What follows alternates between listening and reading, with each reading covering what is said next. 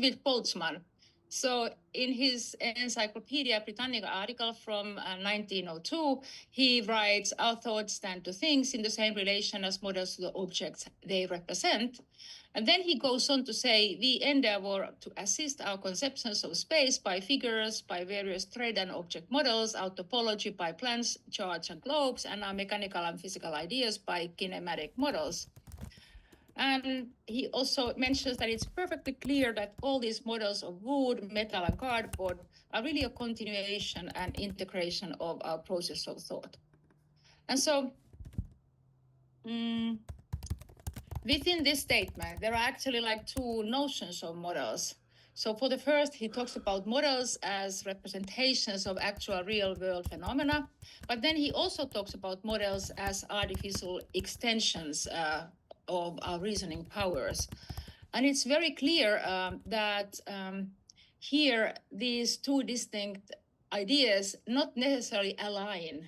And I can show that then in the further talk, like how then there are ideas in which one, like philosophers take it much more seriously that models are representations, and then there are others who pay more attention to models as extensions of our minds, or our epistemic powers, let's see, like this.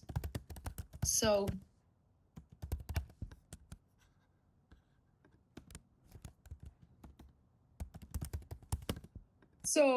by the 1960s, philosophers Max Wartowski, also Nelson Goodman, they paid attention to the fact that all kinds of things are being called models, and so and obviously not just like everywhere, but also within sciences, there started to become all kinds of things that were called models, such as physical scale models, diagrams, systems of equations, simulations, robots, laboratory populations, genetic synthetic constructs, set theoretic structures, large language models, and so on.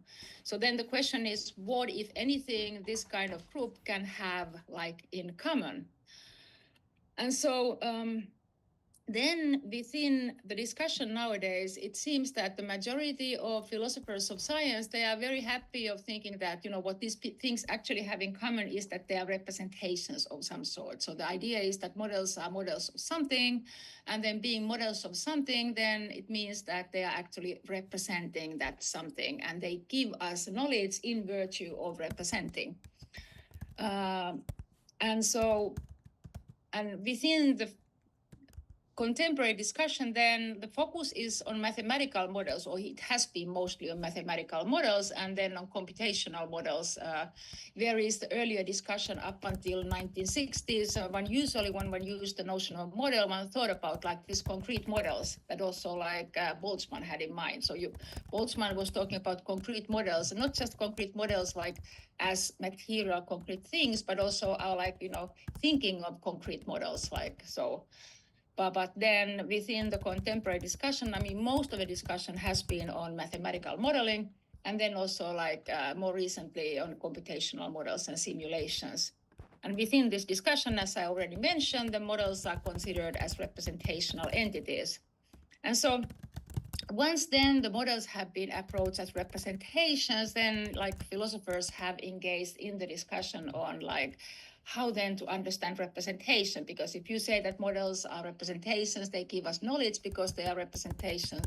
So then obviously you need to give us an analysis of representation in order to tell what is it that you are actually claiming about models. And so within this discussion on representation, there are then I would say roughly two groups, the structuralist and then the pragmatist, and then there are quite a few philosophers nowadays who try to put these structuralist and pragmatist approaches together. And so we also have some new approaches to modeling that aim to go beyond representation. So the structuralist approach to models is that they basically analyze representation in terms of a structural relationship. So the idea is that the model is a structure, and then the systems that the models are supposedly about, that they are modeling, they are structures as well. And then they share some of the structure. And then this structure that they share is analyzed by various kinds of formal notions such as isomorphism, partial isomorphism, and homomorphism.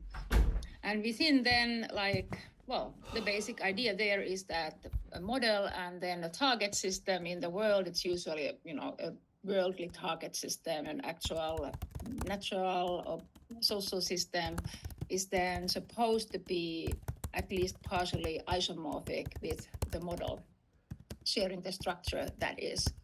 But this kind of approach has several problems that have been pointed out by Mauricio Suarez and Roman Frick, among others. I mean, they've written several articles on this.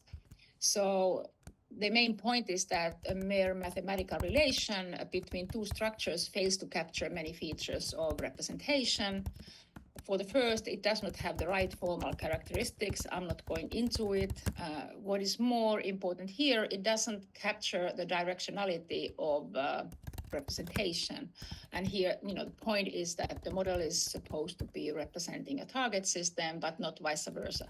Obviously, arts, like artistic discourses, play with this kind of being self-referential. It's not anymore clear what is going to be the representation and the target of representation. But in scientific practices, we usually know what is the model and what is then the target. But this kind of account of representation, doesn't basically take this into account. Also, what is, I would say, a bit damaging for this kind of approach is that it's not really a realistic account of actual scientific representation. So it kind of supposes that we already have structured the real system somehow, and they can structure it in various kinds of ways. And in many cases, we also build a model in order to understand the real phenomena. So the structure is not known to us. And so if we approach then representation in this way, that we suppose that the real system has particular kind of structure, and then a model has particular kind of structure, and they should share some of that structure, then that's not gonna be the case when it comes to actual mathematical modeling in sciences. And finally, there is the problem of target construal, meaning roughly that it's not clear if you go about this way to say that the target would be somehow independent of the model. So that's the point there, because in constructing a model, you actually construct, I would say, a suitable target system for that particular model. But this way of looking at modeling isn't looking at this problem of target construal, because it supposes that there is, in the nature, this structure that could be captured at least partially by the model. And so then there is this pragmatic alternative to this way of thinking about representation, in which then basically a user or users are included.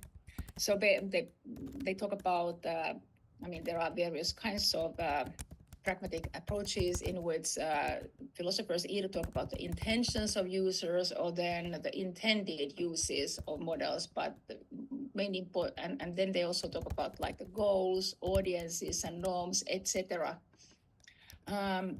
What's really important here is that the structuralist approach only takes into account the relationship between model and a target. So basically, they are analyzing this relationship here in terms of structural similarity, whereas the pragmatic approaches, they point out that you have to take into users into equation, and you cannot partition this. You cannot partition the relationship of relation into parts between users and target, models and targets, and models and users, but you have to take everything into account holistically. But so what's the problem of these approaches? Well, I don't know if it's even a problem, but it's problem in terms of this discussion, is that these accounts are actually deflationary. So representation is explained by already existing representational practices and the aims of scientists. So point, I mean, the strong point of the structuralist point of view is that it actually explains in virtue of what we actually can get knowledge via modeling, and that's, via sharing the structure. So the structure is shared by the model, I mean, at least some of the structure, and then the real world target. But here, like, the reference is only made to representational practices, so it doesn't really tell us in virtue of what we get knowledge from models. But at the same time, people like Mauricio Suarez are like very explicit on this, and they say, well, if we want to say something about modeling and representation in a very general level, he still has this representational view on modeling. So then, in this very general level, this is all that we can say. I mean, we can say much more, but then we need to, become more like specific, study some specific models and specific modeling practices. There we can then add like more substance to our account. But in the very general level, this is all that we can say. That's the pragmatist point. And nowadays there are some approaches in which people try to meld like some pragmatic aspects into like the structuralist account of representation. So, and here's then the most, I would say, famous pragmatic account of representation, the inferential conception, in which then a model represents, according to it, a model represents a target system only if the representational force of model points to the target system and the model allows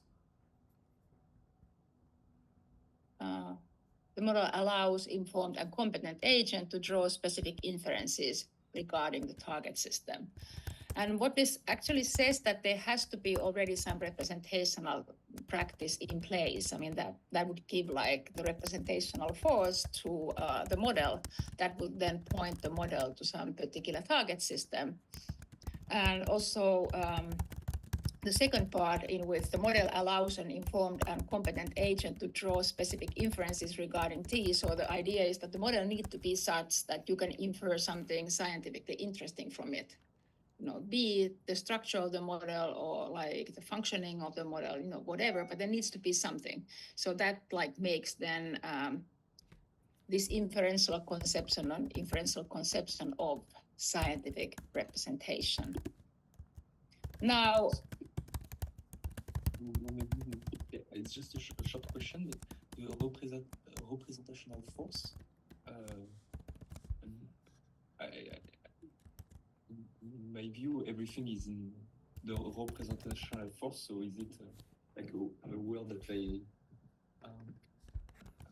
work on a lot? I mean, is there a specific meaning between the idea of a representational force? I haven't seen any analysis by Mauricio of the notion of representational force. I mean, actually, just go on and ask while I talk. Yeah, I haven't seen any. So basically, he's just saying that, well, I mean, it supposes that there is a representational practice already in place. Since his notion is like deflationary in a very self-conscious way. So I suppose he wouldn't even try to analyze representational force. But I don't know why he's talking about representational force. It sounds much more technical than what it is actually. It could be like representational practice would need to be in place, according to which then you would understand that, oh, this model is a model of this and that. I mean, so that's already established. So, yeah.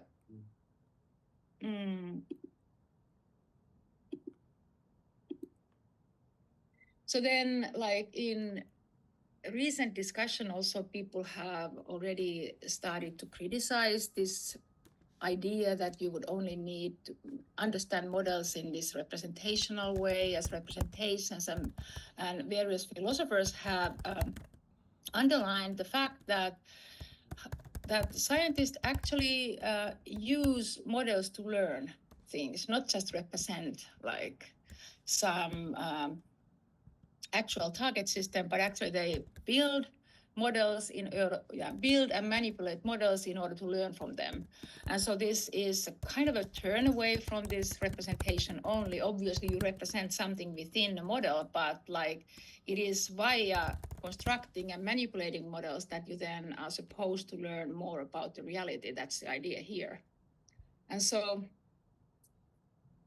Marcel Bauman's, and this was published in Models as Mediators, a volume, in the second chapter of this volume, Margaret Morrison and Mary Morgan, they present this idea of models as mediators and models as like investigative instruments that then mediate between theory and data, and also emphasize the importance of learning from models. And within this same book, there is an article by Marcel Baumans on built-in justification, where then he argues that actually when we consider models, much of the justification of a model is not just like something that relates to representational relationship between a model and its target system, but actually like a lot of justification is already built into the model in terms of like the theoretical notions it uses, the mathematical concepts,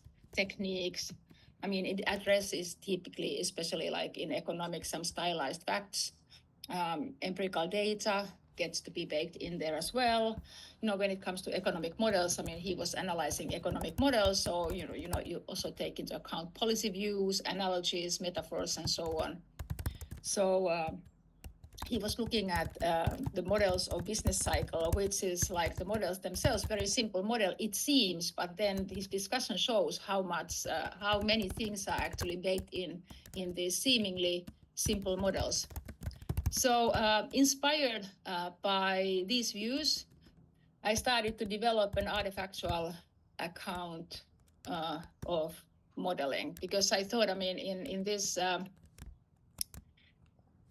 this approach, within which you look at models as manipulable objects that you construct and learn by constructing and manipulating them. So it actually like some sort of artifactual approach to models is already implied, even though it wasn't made explicit. And so I was looking then on various notions of artifacts and trying to think how they would fit into modeling.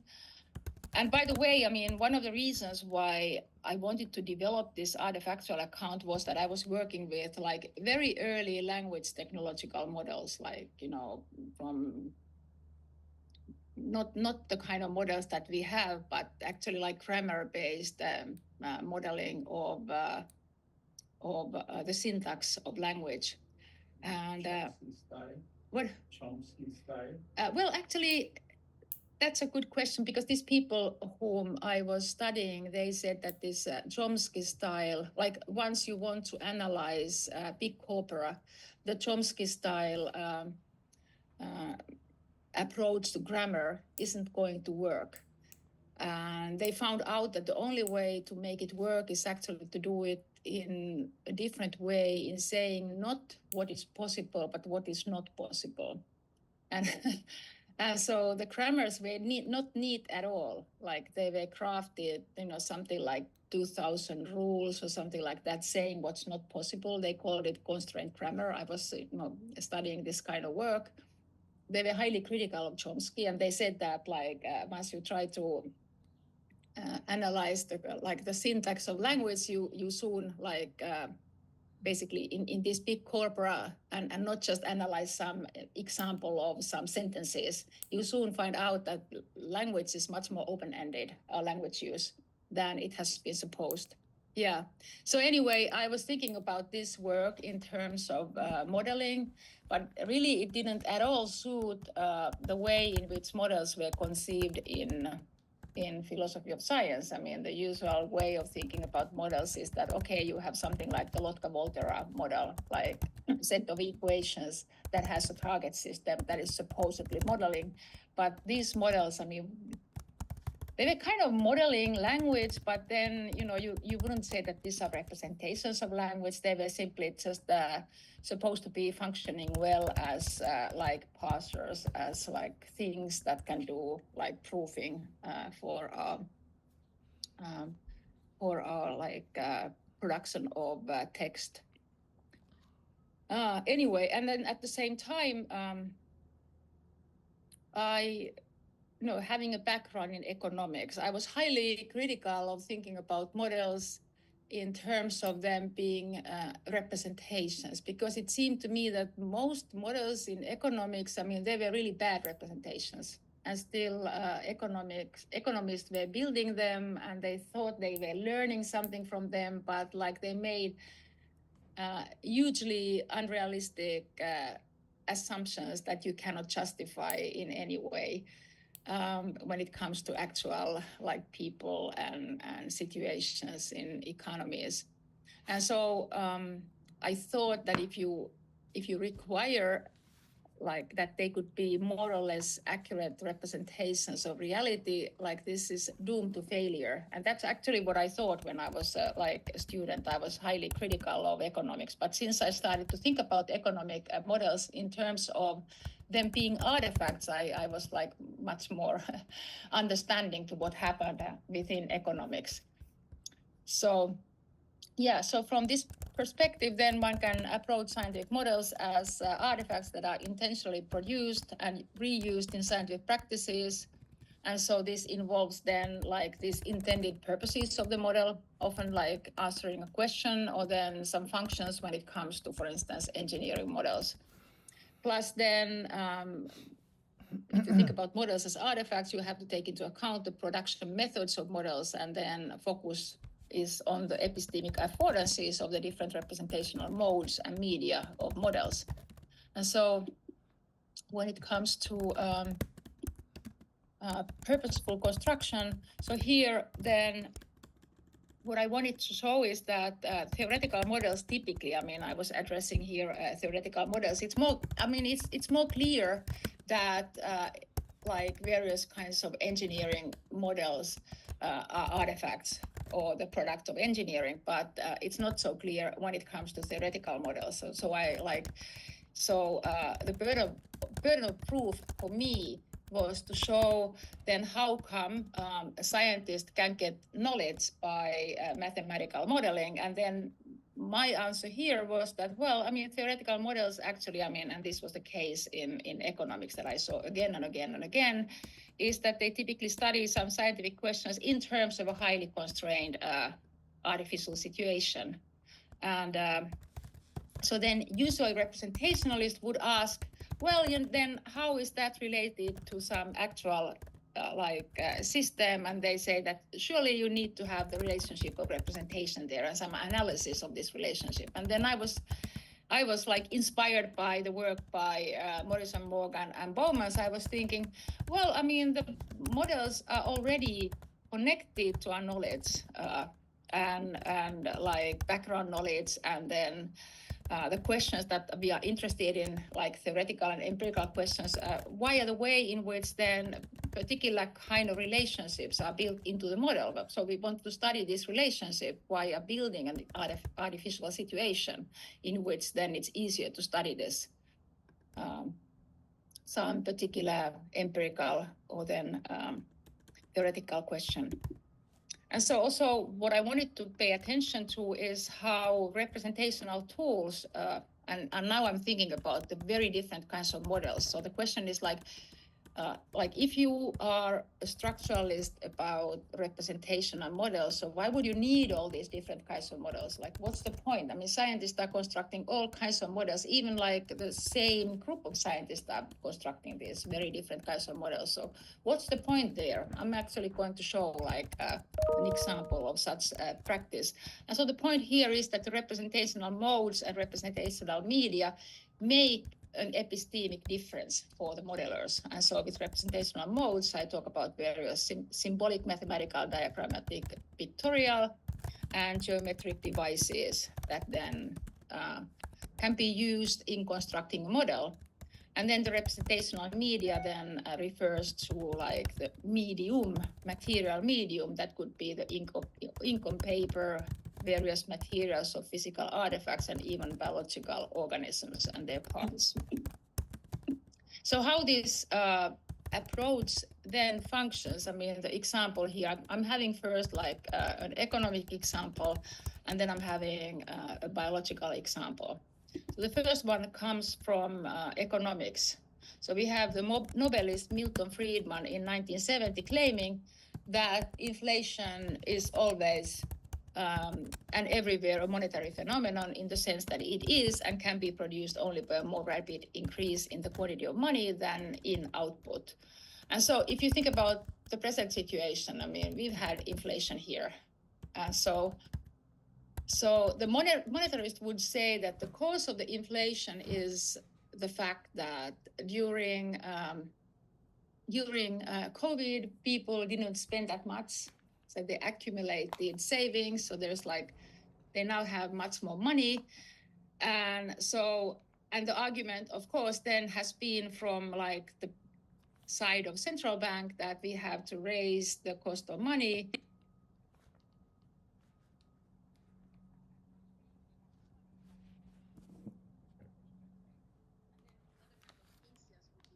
So when I was studying economics, I actually read this, so it's really this thick.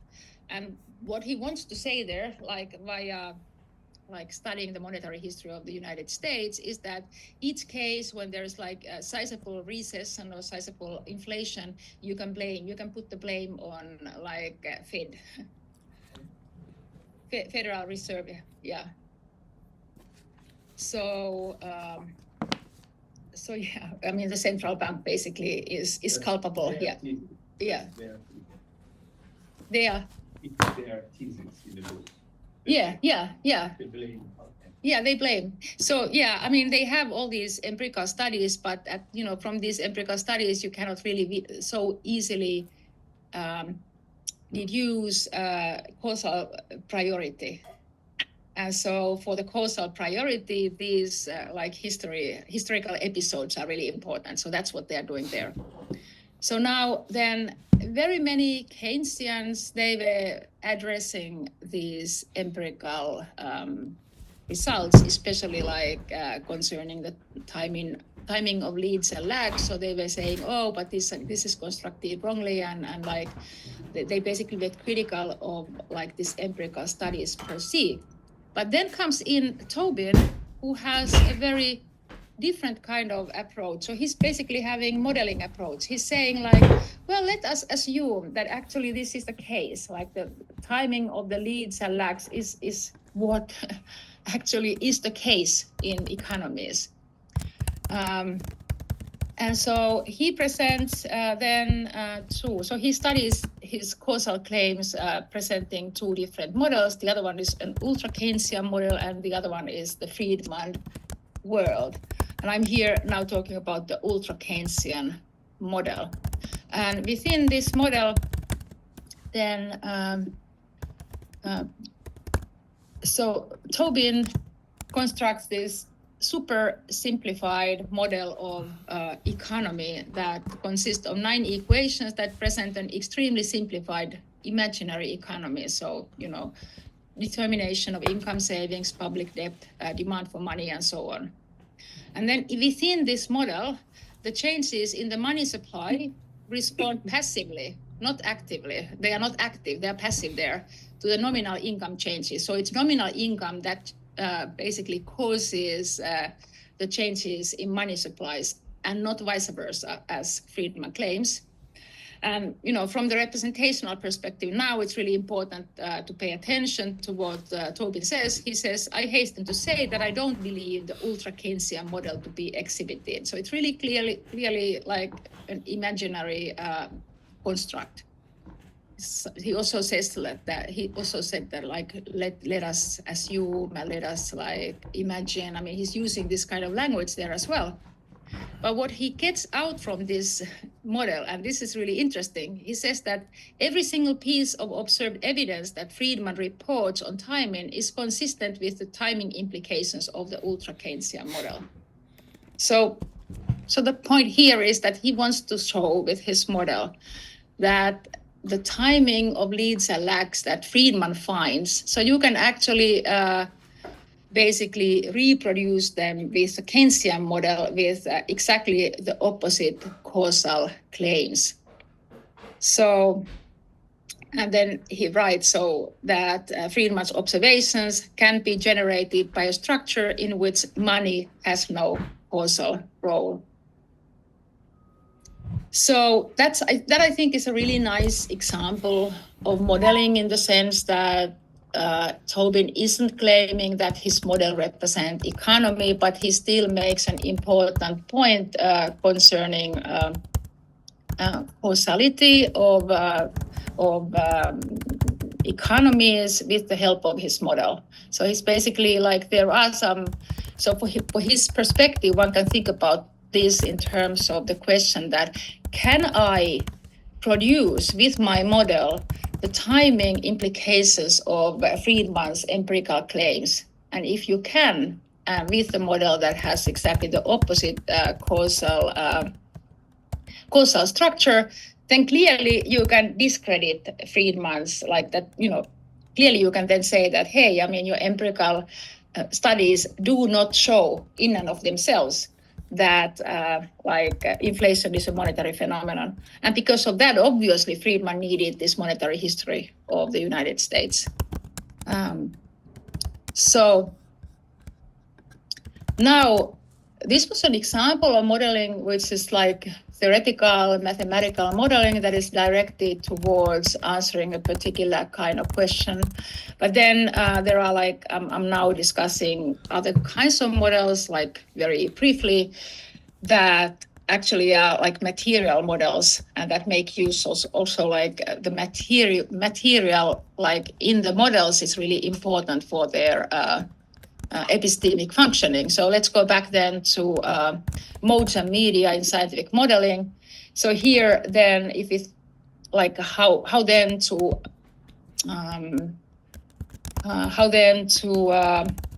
characterize a semiotic or representational mode. So Kress and Van Leeuwen have really nice ways of putting this, and they have then said something like that, semiotic or representational mode could be a system of rules and principles concerning the combination of symbols and other signs, or their ensembles or other constructs for creating, presenting, and organizing meaning or content. So we can have various kinds of representational modes. Language is clearly one, but we can have other ways in which then we use symbols to create some content or meaning. And content, with content, I don't mean here that it's like this content is supposed to be something which is stable and staying there. I mean, more in the sense of signification according to the semiotic tradition. And then medium, so basically media, the material resources used in the production of semiotic products and events. So here then are some examples of how the mode and media work in mathematical modeling and other kinds of modeling. So for instance, if one looks at the Lotka-Volterra equations and more generally mathematical modeling, so it's very clear here that like the focus is on like the semiotic or representational modes that then provides external scaffolding for mathematical reasoning and imagination. And it's crucial for memorizing, manipulation, computing, or demonstration. So you really need to have a medium here, but still the focus is on this like semiotic or representational mode, in this case, like mathematics. But already when then you want to simulate the Lotka-Volterra equations, there's a change in mode. You have to like discretize the equations, and then you have to implement that in the computer. So basically we have a change in the mode and medium that already has its own affordances. For instance, now, as is the case with simulations, you get like really nice output representations. And for instance, in the case of Lotka-Volterra equations, then you can like visualize how then the quantity, like how the two populations in terms of the quantity are oscillating, which is what the Lotka-Volterra equations produce. Now,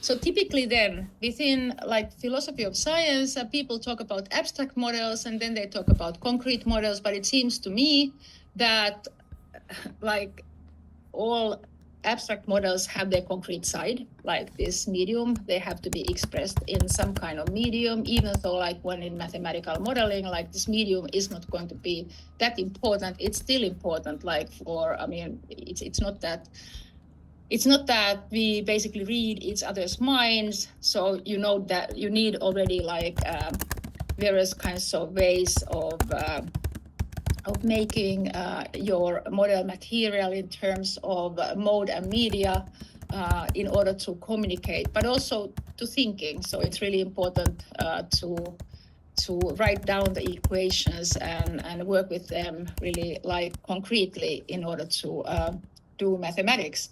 And at the University of Vienna, my colleague from economics department said that they were constructing a big new building where then economics and mathematics were put together to the same building. And the mathematicians were very adamant that they want to have blackboard and then what's this what you chalk, yeah. They were really adamant. The economists couldn't understand it. They were, why? I mean, you know, what's the point? I mean, you can do it in many other ways, like why blackboard? But they thought they can think better with blackboard and chalk. Anyway, so here examples of two 3D physical models. The other one is San Francisco Bay model, and the other one is an economic model, actually the only material economic model that I know of, the Philips Newlin machine. And so the question here that I would like to present about these models is whether they are abstract or concrete. So the Golden Gate model it tries to be some kind of scale model of San Francisco Bay Area, and it was constructed because they wanted to study the consequences of one dam building plan. So they wanted to build a dam, and they wanted to basically see what's going to happen in the system by then building this. It's a huge model, and it's like a huge amount of work behind it. And actually what the model succeeded to show that that would be a catastrophic idea to build the dam. So clearly here, this clearly has a very specific target system. You can think that as some sort of imitation, and representation is not probably a good work there, but some kind of imitation which was built in view of studying particular kind of question and project. But then when you have like this Philips Newlin machine, so unfortunately this is not a color picture, because what's important here is that you have like there's also fluid in both models. You have fluid, but there's fluid that is flowing in the system, and this system represents an economy where then this fluid is representing money that flows in the system, and this money both flows, but then there are also places where it accumulates into stocks, like for instance, and they represent, for instance, savings in economy.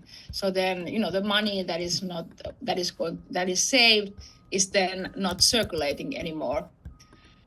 And then some philosophers like Frick and Nguyen and some others, they kind of think that this kind of machine, Philips Newlin machine, is a representation of economy. But I think it is not. It's actually a representation of Keynesian theory, in the sense that it's entirely based on this idea of stocks and flows. I mean, the Keynesian economy is based on this. And Hicks famously wrote an article in which he precisely underlined this fact, and that we have there. So it's not that this machine is in any way representing economy per se, but like Keynesian theory of economy.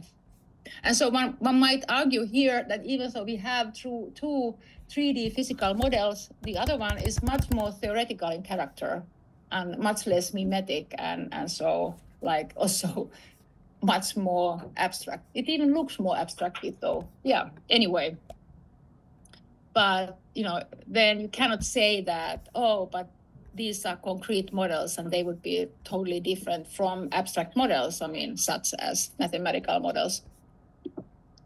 And so then what we've been finding really interesting with Andrea, so we've been working with Andrea for something like 15 years, is how scientists actually use different kinds of models in different modalities and medium, actually to address the same kind of phenomenon. So, for instance, we've been interested in synchronized oscillations, and when we've been reading articles on that, we find out that scientists they have experiments. Typically, they are mathematically modeling this, but then they're also constructing these various kinds of engineered systems in order to study them materially. For instance, in this case, this is an example of Firefly machine, which then basically in which each of the neon lamps is electrically coupled to all the other ones, and the point there is to study synchronized oscillations. So people, typically even the same people, are using these different kinds of epistemic means, experiments, mathematical modeling, but also constructing devices in order to study the phenomena that is, in this case, synchronized oscillations that they are interested in. And so something that Andrea and I have been working a lot earlier is synthetic biology. I don't know if Andrea actually talked about synthetic biology when she was here. Yeah. Did she have this example? Did she talk about the repressilator? No. Yeah. Okay. So, Andrea was she worked 8 years in Caltech. I was there also 1 year. And she was working together with Michael Elovitz in his lab. And within this lab, they then constructed synthetic genetic circuits. And the other, the first synthetic circuits ever constructed were published 2000 in Nature, in the same number of Nature. So the other one is the repressilator. I'm going to talk about it a little bit. And actually, this thing here is a representation of the repressilator. And the other one was a synthetic toggle switch, which was even simpler synthetic circuit than this one. But here, this is from the paper by David Sprinzak and Michael Elovitz from 2005, in which they then compare synthetic clock circuits to natural circadian clock circuits. That's a representation of what at the time, maybe very idealized representation, what at the time were known about natural circadian clock circuits in fireflies. And so we see there, the synthetic clock circuit is much more simpler, but what is also interesting there, it's constructed from entirely different genetic components. And these components in this kind of arrangement are not found in nature, as far as we know, most likely wouldn't be found in nature. And so then in the upper part of this picture, they depict how they actually use different kinds of methods in their work. So once again, the same set of scientists, in the same lab, they are mathematically modeling, they are making experiments with natural circuits, and they also are building these synthetic genetic circuits. Now, I think this makes sense from the artifactual perspective, but if you were looking at this from more representational perspective, you would ask why do you need all these things? Why would you need to especially construct these synthetic genetic circuits?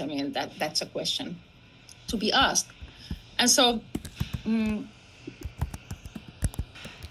this repressilator model that Elovitz constructed with Leibler even before he had this lab in Caltech where Andrea was visiting. So it's inspired by a ring oscillator from electronics, but it's now constructed from genes and proteins with the help of plasmid technology, and then implanted in living cells. And here the underlying hypothesis is that cellular control is established via oscillations in protein level. I mean, that is what it was constructed to study. Is this the case? And in order then to construct this synthetic system, so what they did, and that's very interesting, they first started with mathematical modeling. So they basically modeled this system and simulated it in order to see how it behaves, and depending on that, they then that helped them to construct like the model, and also to choose the particular genes and proteins to the model in order to optimize it, in the engineering way. And after that, then, like having studied this mathematically, they actually constructed the thing in laboratory in Petri dish, and with the help of plasmid technology, then they were able to implement this synthetic circuit within an E. coli cell. So in the state of competence, these cells are able to take in external DNA, and that's the way they are then able to implement these synthetic circuits in living cells. And that's like big thing what people were underlining, that these new methods gave them possibilities to actually study gene control and oscillations in living cells. So here's an example then, like this colony of bacteria, and I should be saying still something I forgot to say. So basically this replicator, let's go back here. Here we have like this construction of the replicator. So it's like a gene regulatory network, which is like consists of a feedback loop of, you saw already earlier, 3 different genes, each expressing a protein that then represses the next gene in the loop, in this negative feedback loop. And in order to make that, then these oscillations, that is supposed to be leading oscillations in the expression of the 3 genes. Then in order to make that visible, they've used one of these genes, green fluorescent protein, that would then show how the protein levels are like fluctuating in this particular system. And so here are the results. There's this growing colony of bacteria, and you see how the same bacteria to which what's this? Which is pointed at, is like blinking. It's on and off all the time. Sometimes it's like on, and sometimes it's off. When it's off, it's then like dark.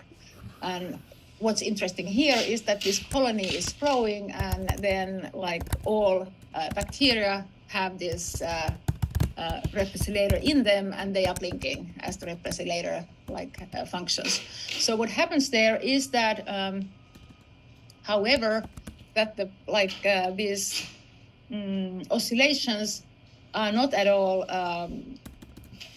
stable in any way. So they were expecting something like that, or they were hoping something like that, but the oscillations were very noisy. Whereas when they then constructed in this an electronic replicator with the same structure, that was giving stable oscillations. So there was something else happening in this biological oscillator that they couldn't explain, because the electronic one here, well, here's just the structure of it, actually performed stable oscillations. And they started to think within this, this lab, but maybe they are noisy, and maybe noise is somehow functional and important for biological systems, so that, noise would actually serve some purposes for biological things. So then, here's a nice film. Is this? Yeah, you see soon. There are these blinking bacteria the colony is glowing and blinking.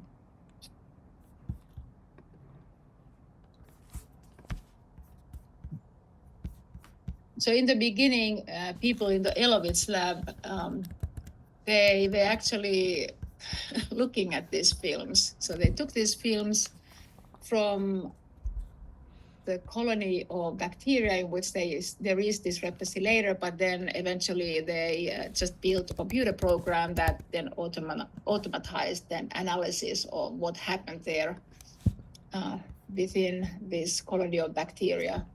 There is another film that also gives a good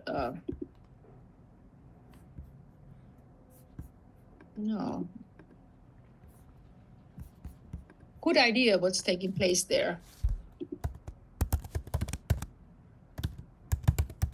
Like a pulsing blue shower, E. coli cells flash in synchrony. Genes inserted into each cell turn a fluorescent protein on and off at regular intervals. When enough cells grow in the colony, a phenomenon called quorum sensing allows them to switch from blinking independently to blinking in unison. Researchers can watch waves of light propagate across the colony. Adjusting the temperature, chemical composition, or other conditions can change the frequency and amplitude of the waves. Because the blinks react to subtle changes in the environment, synchronized oscillators like this one could one day allow biologists to build cellular sensors that detect pollutants or help deliver drugs.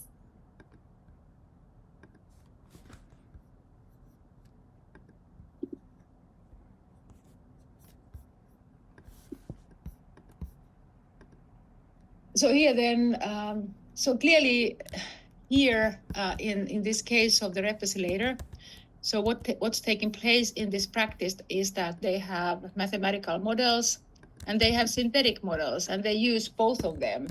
And it does seem that it's really important, and also like even these electronic repressilators. So it's really important for them actually to implement the repressilator in bacteria in order to see if that really is the case, that control happens there via some kind of negative feedback loop. So that's here one can say that the materiality of this material model is really important for the epistemic goals that the scientists have. And so also what we can see from this way of modeling is that the design of the model remained the same in all versions of the repressilator. And so, some structuralists might then say that, okay, but it's only the, design, the structure that is important, but it's actually not, because the scientists needed all of these models in different materialities to understand better what's taking place in biology. And, more generally then when it comes to synthetic biology, so you see that there is like this aim of separating the design from production. So like the aim of, designing, working with the mode from then the aim of actually materializing in some kind of medium, then the design that was studied earlier by mathematical means or other means.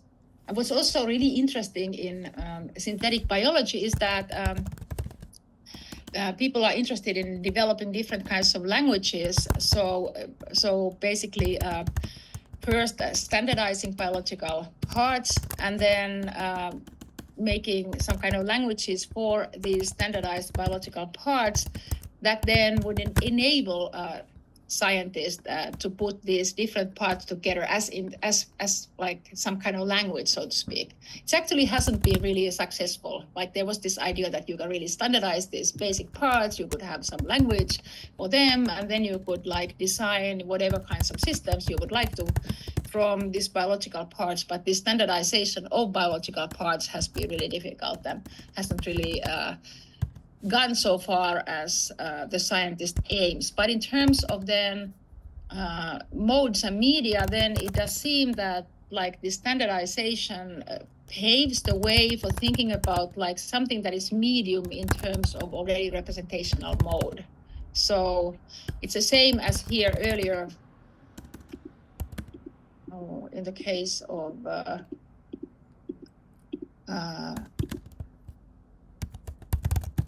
in the case of the Phillips-Newlin model, like this economic model, that the water flows here, they take on some kind of semiotic mode in and of themselves, that they're not just like material water in the same sense as you have here in the Golden Gate Bridge model, where really it's supposed to be and stand for actual water.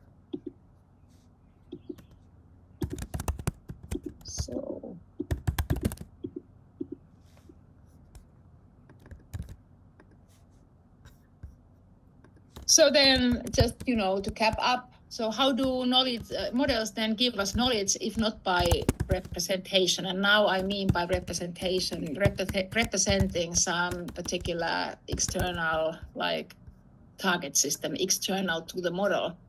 And so then my answer here would be that, by constraint construction, so the models are designed to probe certain scientific problems or questions, and because of that, then you can gain knowledge via modeling, as we saw in the case of, for instance, the Tobin model.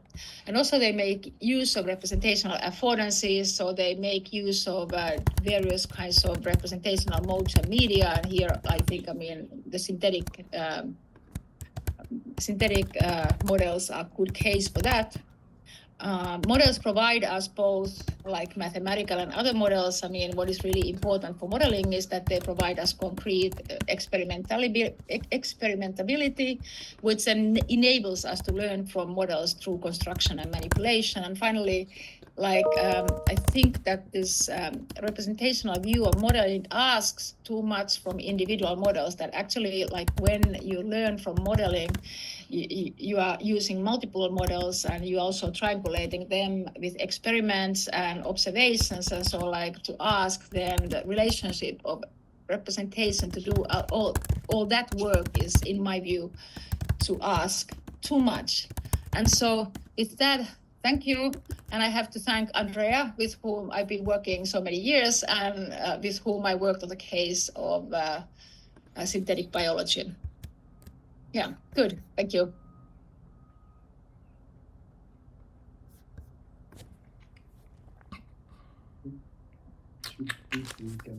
Okay.